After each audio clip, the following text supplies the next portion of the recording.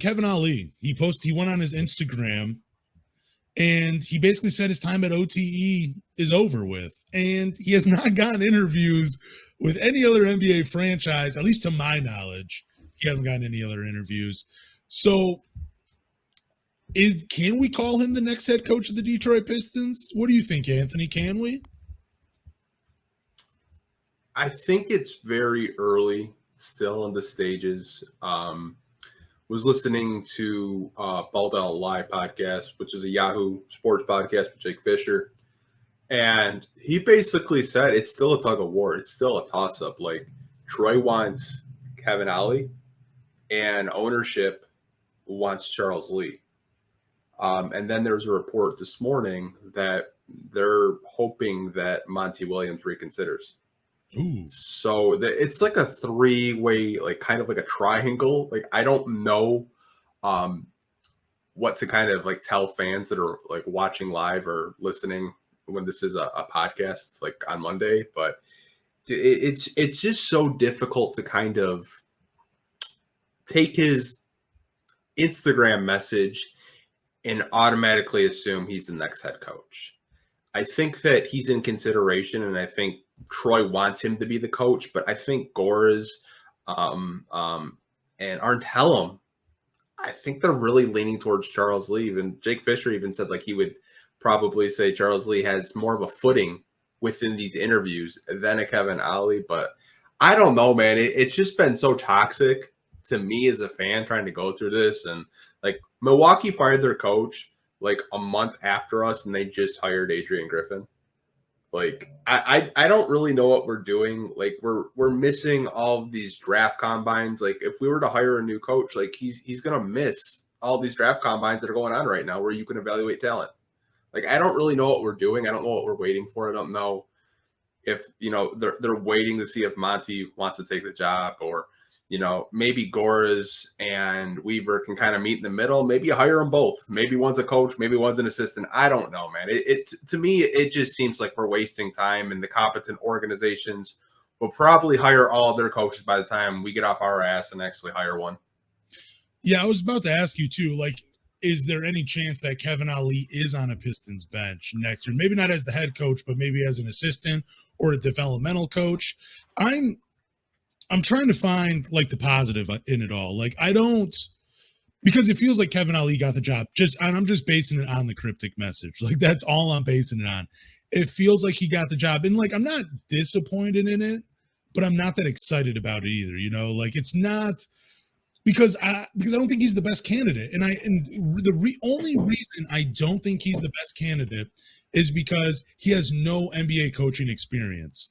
Like, that's it. He was never on a bench. Like, I think it, and I've said this on Twitter a couple of times, it's just, in my opinion, it is such a huge leap to go from the OTE, which is a league of 16 to 20-year-olds. And I went and looked on every roster. When I looked on it on their official website, I did not see a 20-year-old on any of the rosters. I saw as old as 19. That means they could be 20, but it's a glorified high school league. It's a huge leap, even though there's special high school players, and a huge, like probably almost all of them are going to go pro at some level, you know, whether it's in the NBA or overseas or wherever, they are going to make money somewhere, but it's still a high school league. They even had a 15-year-old in the league. So, and I don't know, the only things but I don't want to be too negative on Kevin Ollie because I know he has some fans. So I will say, I do like that, you know, he can still get on the court with his players. I think you had posted a video of him, you know, on the court, you know, running plays, like getting in the action with his guys. I like that he spent time as a player in the NBA, over a decade in the NBA. Kevin Durant has come out and said positive things about him. And I like that he can connect with a younger team. That's a huge plus for me because this is a very young team in Detroit. And I think it is kind of a unique opportunity that he gets to grow as a coach if he is the head coach, while his team gets to grow as players. I think that's kind of unique in a sense. But do you think it's a red flag that no other NBA team has interviewed him? I know that's not true. I know he did reject the Lakers job a few years ago. I think he even rejected a OKC job from a few years back. What I will say with Kevin Ollie is when you look at some of the best coaches in the NBA, they have one thing in common. They were role players and point guards, and he was both. I'm not going to sit here and say that he's a bad coach because I think that's unfair. And I think if he were to get hired by the Pistons, I'm willing to give him a chance before I judge him. I think I see a lot of Pistons fans on Twitter saying he's a bum, I don't want him, because he doesn't have any NBA coaching experience, but he did play in the league for quite a long time. Yeah. And you see players like Kevin Durant, James Harden, even LeBron James give him a stamp of approval. Fans think you need to be like a Mark Jackson to get a job. You don't. You could, if you know basketball, you know your X's and O's, you know how to draw up plays, the players will respect you. And I know Stan Van Gundy used to say that all the time. Like, the players will respect you if you know what you're talking about. He was saying that during one of the games. I think during the Boston Celtics series. And he's 100% right. Like, last week, the Boston Celtics wanted to fire Joe Mazzulla. This week, they want to give him a 10-year extension. Like, if he wins that series, man, like, watch out.